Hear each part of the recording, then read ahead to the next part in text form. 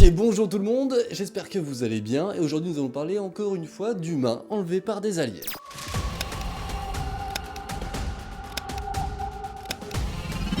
Tout va se passer en 1973, quand deux hommes, Charles Hickson et Calvin Parker, âgés respectivement de 42 et 19 ans, vont se faire enlever sur le fleuve du Pascagoula, enfin le fleuve, la rivière, où ils vont aller pêcher, et là il va se passer quelques petites choses, ils vont être quelque peu dérangés, disons. Les deux hommes sont en fait collègues et travaillent tous les deux au chantier naval de Walker, qui se trouve du coup au Mississippi. Pour les moins jeunes, ça vous rappellera un petit peu Tom Sawyer. En réalité, les deux hommes vont commencer leur partie de pêche sur le ponton, et là ils vont entendre une sorte de sifflement, tout naturellement comme vous et moi, on regarde directement d'où provient le sifflement.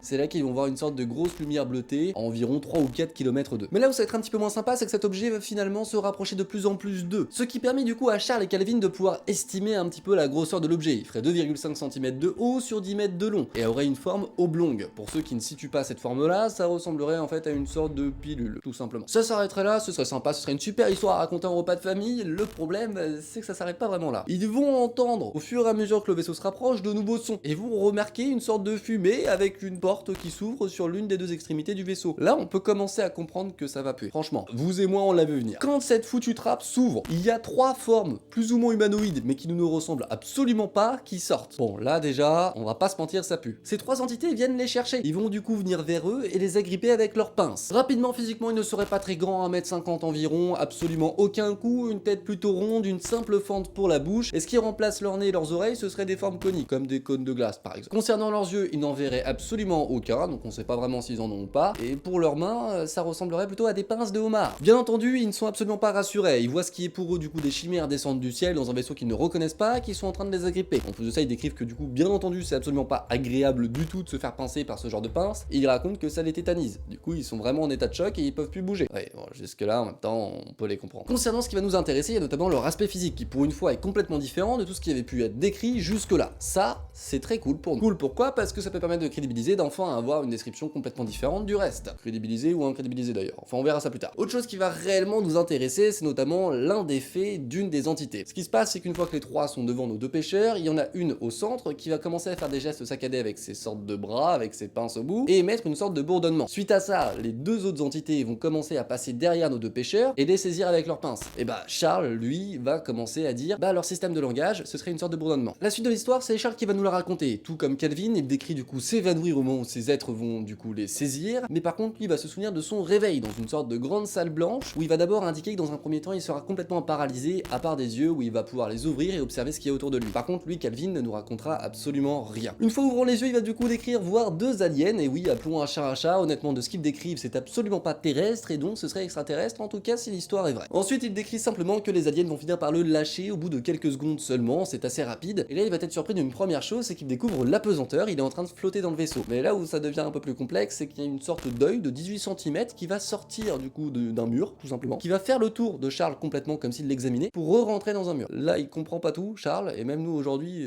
bah honnêtement, oui, on a des films de science-fiction qui peuvent nous permettre de comprendre, mais ça reste quand même très bizarre. Ok, je vous embête pas longtemps, vous savez très bien comment fonctionne YouTube, mettez un petit like, un petit commentaire, abonnez-vous, mettez la petite cloche s'il vous plaît, ça me donnera beaucoup de force pour pouvoir continuer les vidéos. Je vous remercie et je vous laisse avec la suite. Et là, Charles va se confier à nous en nous décrivant son sentiment profond, où il aura vraiment l'impression que c'est ses derniers instants. D'après lui, il est persuadé qu'à ce moment-là, les aliens vont le tuer et qu'il ne reverra donc jamais sa famille et ne pourra jamais reposer le pied sur terre, et ça le rend profondément triste. Bien entendu, on se doute tous que l'histoire s'est bien finie, étant donné qu'il a pu en témoigner, et donc il est revenu sur Terre, donc jusque là ça va, et d'ailleurs concernant son témoignage, il va décrire que les aliens sortent de la pièce juste après, et vont revenir quelques instants après avec Calvin encore inconscient, après ça lui aussi retombe dans les vapes, et il se réveillerait du coup sur le ponton où ils ont été enlevés 30 minutes plus tôt. Là Charles voit Calvin reprendre connaissance, et il ne va absolument pas bien du tout, complètement en état de choc, le bonhomme il va vraiment pas bien. En même temps on va pas lui jeter la pierre, vu ce qui vient de lui arriver, bon j'aurais pas fait le malin non plus, hein, on va pas se mentir, c'est sûr que ça donne pas envie de raconter cette histoire. Là Charles va essayer de vouloir faire en sorte que Calvin aille mieux, et du coup de le consoler. Pour ça il faut qu'il se lève, et en se levant pour aller voir Calvin, il va voir cette lumière bleue part rapidement de l'eau vers le ciel tout simplement. Ce qui se passe après, c'est simplement la fuite. Tout naturellement ils vont ramasser toutes leurs affaires, les mettre dans la voiture et parler pendant près de 45 minutes des conséquences si jamais ils décident de raconter leur histoire. Encore une fois, on connaît la conclusion de l'histoire, si je peux vous la raconter aujourd'hui, c'est qu'ils ont décidé d'en parler. Effectivement, Charles va décider que ce serait une menace potentielle potentiel pour le pays et qu'il doit du coup, dans son devoir de citoyen, l'expliquer aux autorités pour faire en sorte de les prévenir de ce qu'il vient de voir. Il va donc se décider à appeler la base de Chrysler à Biloxi. Le fait est que cette base militaire aérienne va leur indiquer qu'il ne traite absolument plus ce genre d'affaires et va donc du coup les rediriger vers le bureau du shérif. Mais là, Charles n'est pas vraiment chaud et préfère contacter la presse. Le fait est qu'on est en pleine nuit et que personne ne répond. Il va donc être obligé d'aller voir le shérif en pleine nuit, près de 2 heures après l'enlèvement. Là, selon le témoignage du shérif,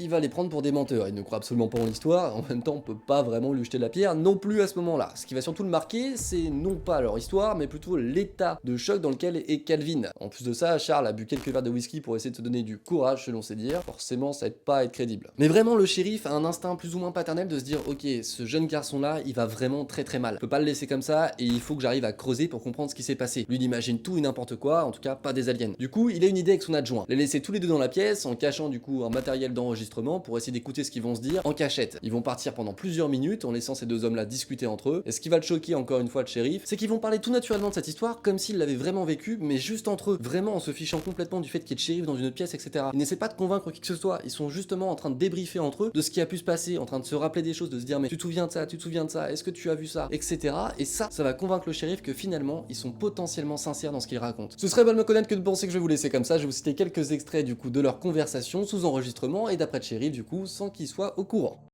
Charles dit d'une voix fatiguée, je ne peux plus supporter tout ça. Calvin lui dit, je vais rentrer à la maison et aller au lit, ou obtenir certains médicaments pour les nerfs, ou voir un médecin ou quelque chose, je ne peux plus supporter ça, je deviens fou. Charles lui répond, je te le dis, dès qu'on sera sorti, j'irai te chercher quelque chose pour te calmer, comme ça tu pourras dormir un petit peu. Calvin lui répond, je ne pourrai pas dormir, je vais devenir fou. Eh bien Calvin, quand ils t'ont fait sortir, quand ils m'ont fait sortir de cette chose, putain. Élevant la voix, Calvin s'écria.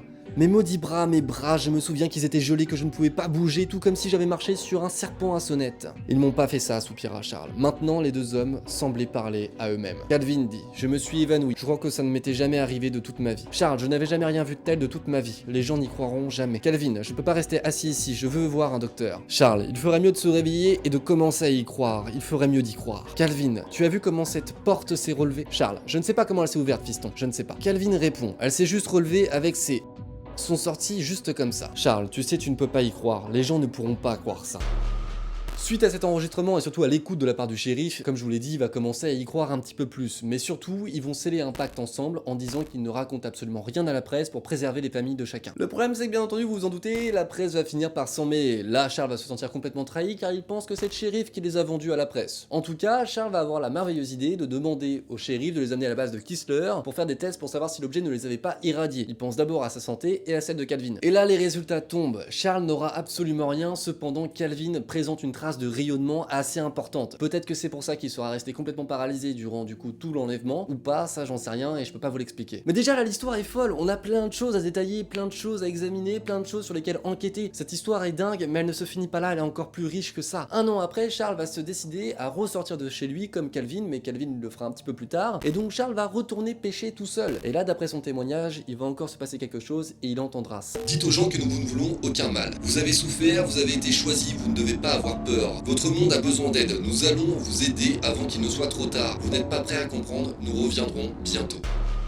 Et Charles dit de ce message que c'était comme une sorte de signal radio qu'il pouvait avoir dans sa tête sans ne rien voir à l'horizon. Et là, on pourrait se dire bon ok c'est tout, c'est bien, on a plein de choses, on peut même en faire un film de cette histoire tellement elle est dingue. Mais non. Ça s'arrête toujours pas là. Plus tard, Charles va décrire qu'en rentrant d'un repas de famille, il va avoir une sorte de vaisseau alien qui va s'approcher tellement de lui qu'il va pouvoir voir les silhouettes au hublot. Et là, il dit qu'il va reconnaître leur forme. Pour lui, c'était eux, il en était sûr. Là, il lui prend une envie subite de s'arrêter complètement et d'essayer de retourner en contact avec eux. Ils viennent de lui dire qu'ils ne venaient pas pour lui faire du mal, qu'ils allaient bientôt revenir. Pour lui, il voit ça comme un signe, il veut aller les voir. Et sa femme et son beau-frère l'en empêchent et du coup, il va continuer de rouler. Et là, l'OVNI va rester en stationnaire pendant quelques temps avant de repartir et comprendre que c'était tout simplement pas le bon moment. Mais malheureusement, ces deux hommes ne sont plus parmi nous aujourd'hui, ils ne peuvent plus faire de témoignages ou répondre à des questions. Calvin est décédé en 2010 à la suite d'un AVC et Charles en 2011 suite à son grand âge de 80 ans. Et là je sais que vous attendez mon avis pour savoir si c'est un canular ou si c'est une véritable histoire, un véritable témoignage. Eh bien analysons ça un petit peu ensemble.